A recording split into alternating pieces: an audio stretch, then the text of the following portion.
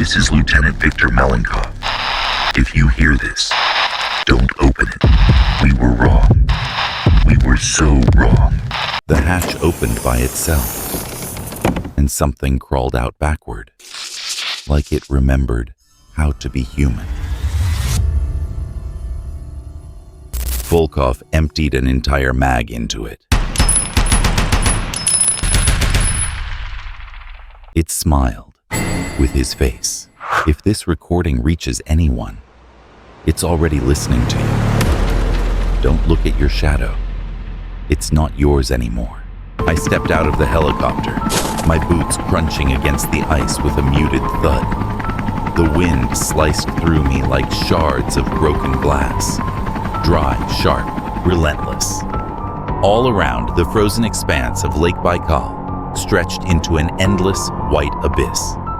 It had a haunting beauty, the kind you might see in a corpse that looks strangely at peace. No birds, no signs of life, just the cold. The base stood like a rusted skeleton, cloaked in Soviet silence. It was a half-buried geothermal station, long abandoned, now reactivated for a mission no one seemed eager to explain.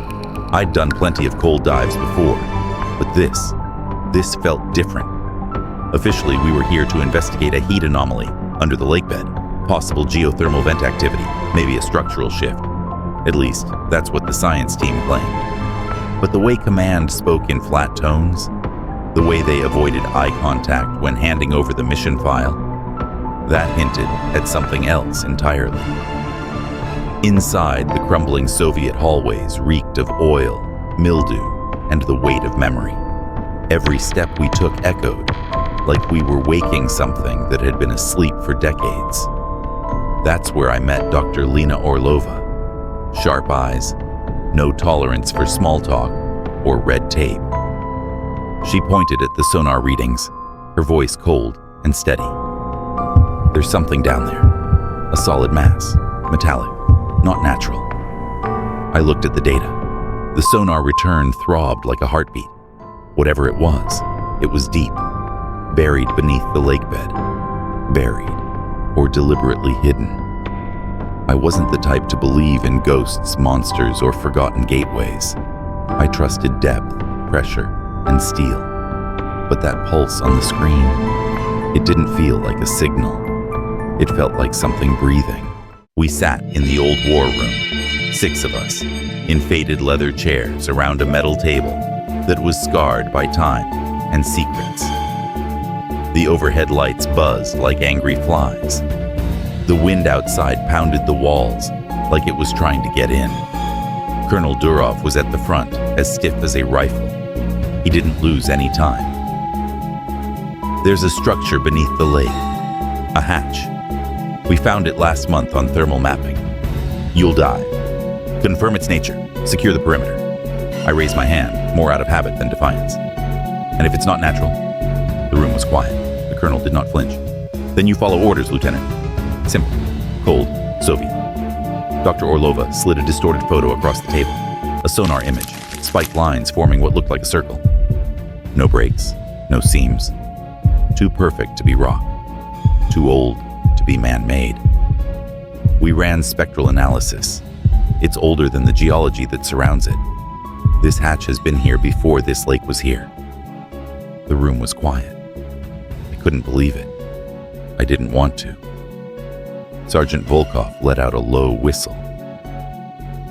So, we're opening something that was never supposed to be opened. No one laughed. We just sat there, letting the weight of it press down, like we'd already crossed a line by even looking at it. Then came the worst of it. The audio file. A short recording. Recorded by the drone before we lost contact. The colonel pressed play. A low hum filled the room. Not mechanical, not natural.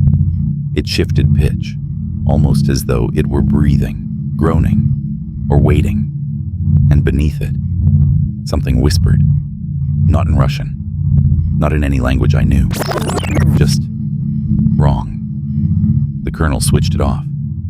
Mission begins at 0600, dismissed. As we stood, I felt it. Just for an instant, my shadow was a beat behind. I did not say a word. The submersible sat on the frozen lake like a steel coffin waiting to be sealed. My suit was too tight, my breathing too loud. I ran through the system's check out of habit, but my hands moved slower than usual. The cold wasn't external anymore. It was in my chest. Resnick, communications man, leaned over the console, fiddling with the sonar. His hands trembled, and not from the cold. "I keep hearing it," he whispered. "The hum, even when it's off." I didn't respond, because I heard it too. Faint, like a voice just out of earshot, pulsing like it was inside my head. Volkov stuffed gear into the sub, suppressors, flares, detonators. His eyes were cold, but his jaw clenched every few seconds. He was scared. We all were. We just wore it differently. In the sub, metal bulkheads groaned when we shut the hatch. The pressure sound was a hiss in my ears. Lights flickered momentarily, then held steady. I gave the command. Begin descent. The lake engulfed us. At 20 meters, light leaked through the ice. Dim, green, otherworldly. The kind of light you glimpse in a bad dream, or a nightmare you wake up in a sweat from. At 50 meters, the sonar pinged again. At 70, the water turned black. Resnick looked at the screen. "We're close." That's when the sonar picked it up. A form. Long, metallic, perfectly symmetrical, like a coin embedded in the Earth's surface. And then, a second ping came back. But we had not sent it. Volkov gazed at me in wide-eyed wonder. "There's something else down here." I looked out the porthole. Only darkness. But I felt it. Watching. A pressure. Yet not on the hull, but on my mind. Then the lights in the sub faded. Just once. And my reflection in the mirror did not shake along with them. We reached the lake bed. The hatch was there, half buried in silt, ancient and weathered. A perfect circle some 10 feet in diameter. No seams, no hinges, just waiting. Dr. Orlova's voice came across comms, her words calm but tense. "You're at ground zero. Begin scan." I swam out of the sub with Volkov covering my exit. My boots stirred up clouds of black silt that didn't settle. It just hung there, suspended, like it didn't have any other place to be. The closer I was to the hatch, the less I felt my body. Not cold, not numb, just distant, like I was watching myself move from somewhere outside.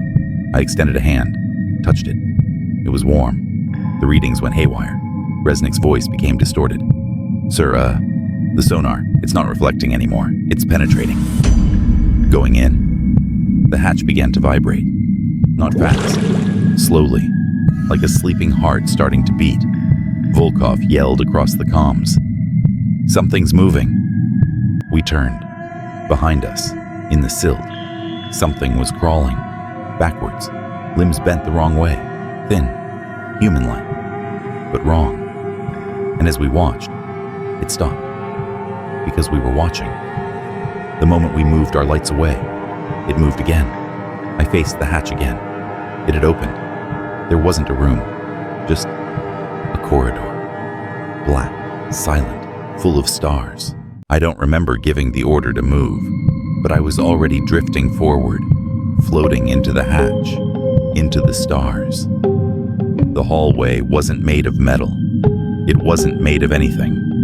There were no walls, just space. A void with texture. Black, but not empty. Stars shimmered around us, but they didn't shine. They looked more like holes, punched straight through reality. Volkov muttered, "This isn't a place." He was right. It felt like we were inside a thought. Someone else's. Something else's. With every step, something tugged at my mind. Not pressure. More like memories unraveling. I couldn't remember my mother's voice, or what we'd had for breakfast. Then I saw Orlova. Her helmet lights flickered. She was scribbling something on the inside of the glass. Symbols. Fast. Like she wasn't in control.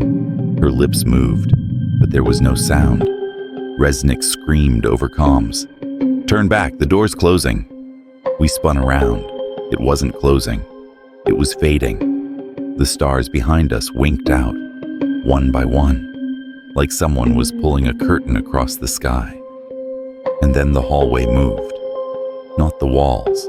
The space itself twisted, shifted, like reality turning itself inside out. Volkov reached for something. For a moment, his arm didn't follow. It stayed suspended in midair, like it didn't know it belonged to him. He screamed. I yanked him back. His eyes were wide. Blood dripped from his nose. But all he whispered was, "It's looking through us." We tried to withdraw, but every step took us elsewhere. The hallway didn't repeat. It rewrote. 1 minute we were floating alongside stars. The next we were walking on cracked concrete. A bunker hallway? I couldn't tell. Everything was familiar, but wrong. Walls curved the wrong way. Doors too narrow. Lights flickering without a source. And then we saw them. Shadows. Not ours. They moved right ahead of us, skittering along the walls. Longer, thinner, taller, as though drawn out by an unseen force, and they did not mirror our movements. Resnick's voice interrupted, broken and desperate. "Sir, my shadows. It's whispering to me." I stared at him. His shadow wasn't on the wall anymore. It was behind him, standing, looking down at him. Resnick paralyzed. I pulled my sidearm, firing at the earth beneath his feet. Nothing. But then, the shadow looked at me and smiled. No mouth, just the suggestion of one, forming in the blackness like oil on water. I fired. The bullet penetrated the floor. Nothing. Resnick screamed and dropped, clawing at his helmet. "It's in my head. It's saying my name backwards." Then silence. His vitals flatlined, but his body still stood, and his shadow slowly walked away, and kept walking, in front, into the dark. I don't know how long we wandered. Time didn't work the same in there. My watch ticked, but the seconds dragged out. We passed the same wall 3 times, or maybe it was never the same wall. I couldn't trust my eyes, or my ears. Even my breathing felt like it belonged to someone else. Volkov was muttering under his breath, repeating the same words over and over. "I was never born here. I was never born here." His eyes darted side to side, unfocused, like he was seeing something we couldn't. Dr. Orlova dropped without warning.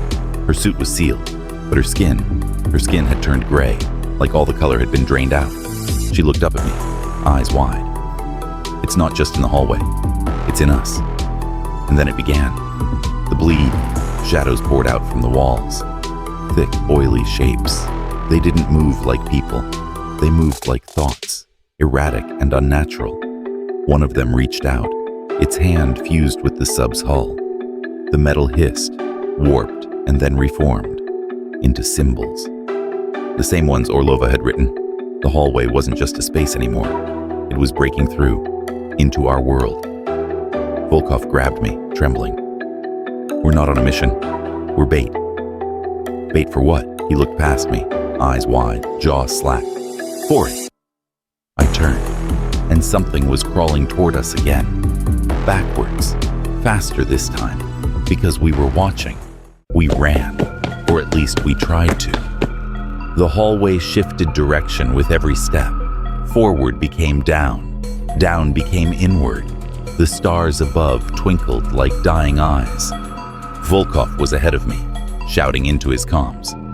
"Command, do you copy? We're breached. I say again, this isn't a building, it's a..." Static. His voice cracked. No, cut, just swallowed. I spun about. Orlova had disappeared. Not fallen behind. Erased. Her footsteps had vanished. Her name didn't even ring out anymore. Volkov stopped at the start of a new corridor. Circular, smooth, like the inside of a throat. He aimed his rifle into the darkness. "Come on, you bastard. Show yourself." The rifle fired. Muzzle flashes lit up the walls in spurts. There was nothing there, until he turned his head, and it was right beside him. Thin, pale, moving backward. its legs and arms bent like a question mark. It did not breathe. It merely twitched with every bullet, and then it opened its mouth, not to scream, but to resound. My voice.